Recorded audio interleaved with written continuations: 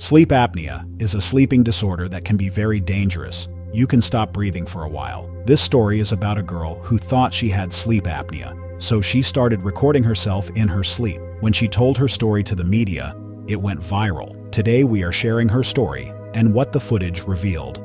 But before we start our story, smash the like button, make sure to subscribe and hit the notifications bell so you won't miss any new stories.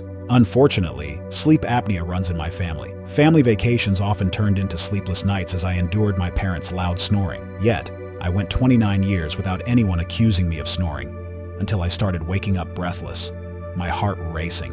Convinced the family curse had caught up with me, I sought medical advice.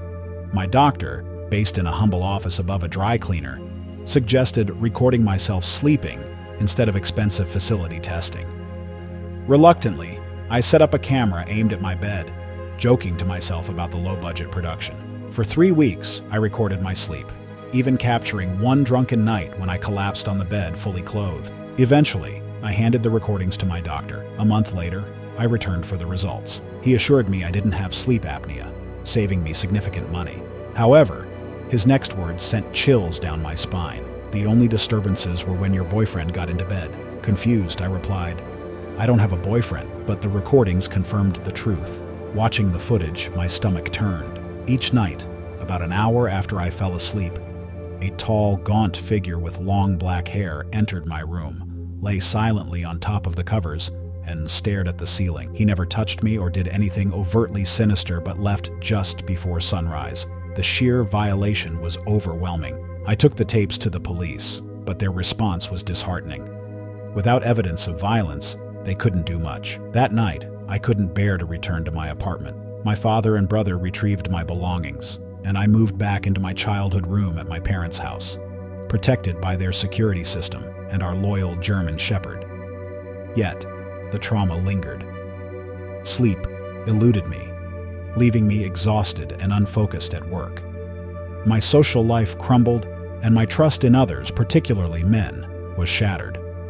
Desperate for a fresh start, I accepted a transfer to my company's Atlanta headquarters, hoping a new city could bring peace. After 6 months of relentless anxiety, I packed up and moved across the country to live with my cousin Felicia, who was determined to help me rebuild my life.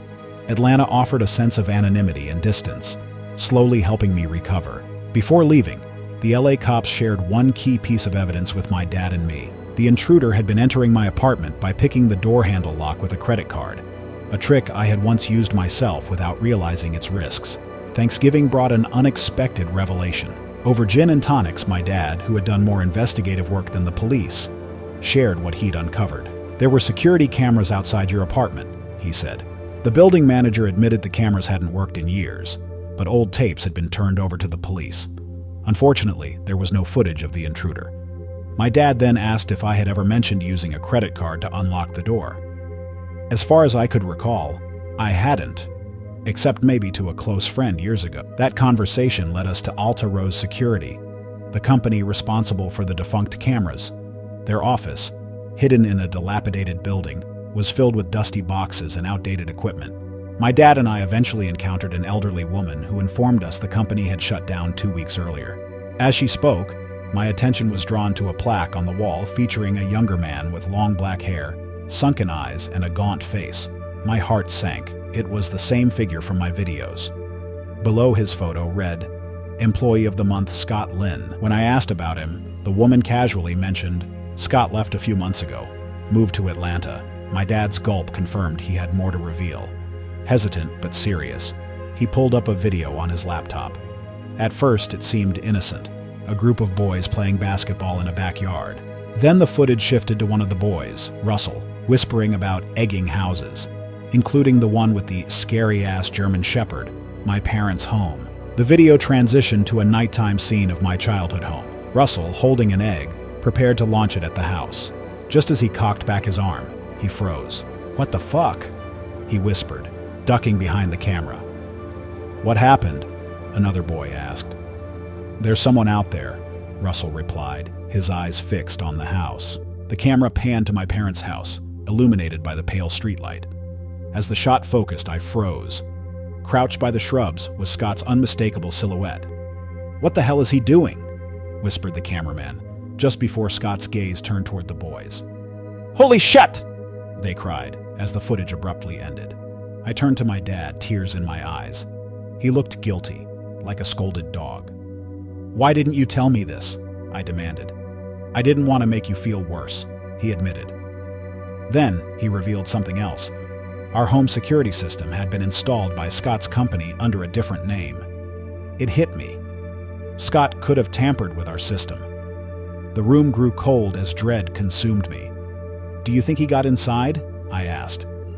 My dad swore he checked every inch of the house daily, but the thought was unbearable. The police, now taking the case more seriously, found no records for Scott Lynn. His identity was a mystery. No birth certificates, census data, or real social media presence. The security company provided sparse, likely fake, information. Even his name might not have been real. The only lead came from a technician who remembered Scott liked whiskey sours. Beyond that, Scott was a ghost. However, I discovered his shadow lurking in my life in the most chilling way, through my cousin Felicia's social media. Despite my pleas not to include me in her posts, Felicia occasionally uploaded group photos. As I reviewed her posts, I noticed Scott's silhouette in the background of nearly every picture. At a park birthday party, lurking by the bar, and even walking near Felicia's apartment building during a courtyard picnic. Each sighting felt like a punch to the gut. I slammed the laptop shut, overcome with fear and anger. I didn't feel safe anywhere, not even in the room I grew up in, locked away. My trust in my dad eroded further as I questioned why he hadn't told me about the video sooner.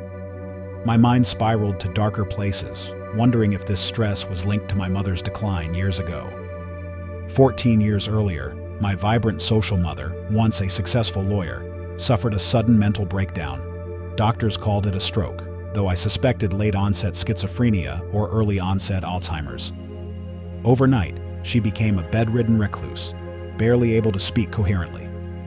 My dad, lost and helpless, did his best, but her decline shattered our family. Now my dad was just as rattled by my social media discovery as I was. He yelled at the police, demanding they post an officer outside our house.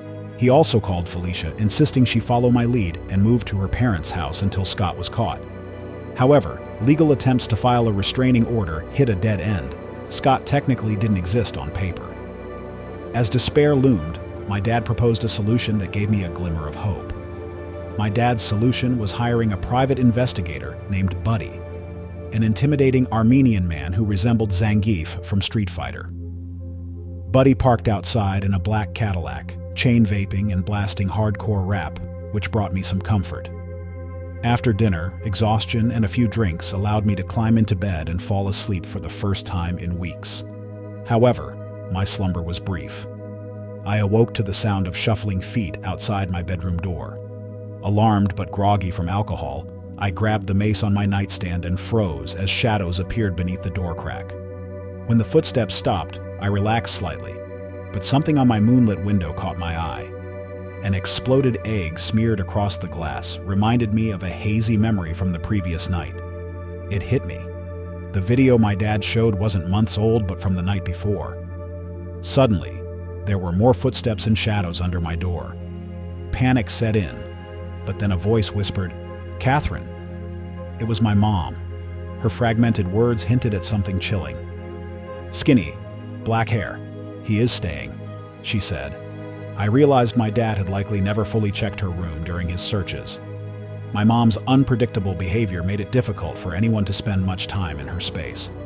I scrambled to find my phone but realized I'd left it downstairs. My mom's voice broke my frantic thoughts. "He's been in room days, looking for you."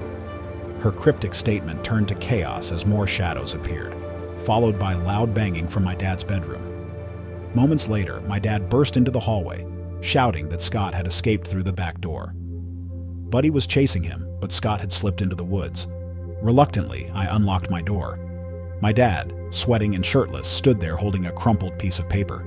When I asked to see it, he hesitated but handed it over. It was a note written in jagged handwriting with an eyeliner pencil, reading, I know someday you'll have a beautiful... It ended abruptly, likely unfinished, when my dad startled Scott. 3 years have passed since that night, and while the details have faded, the impact remains. My mom's health has significantly improved. Her memory has returned, and her communication is much clearer. After the incident, we moved to a unique outpatient facility in Washington State, tucked in the Cascade Mountains. The facility, once a psychiatric hospital, was repurposed to provide affordable housing for those with mental illnesses and their families. It became the fresh start we desperately needed, offering safety and the chance to rebuild our lives. Let us know what you think about this story, and don't forget to share it with your friends.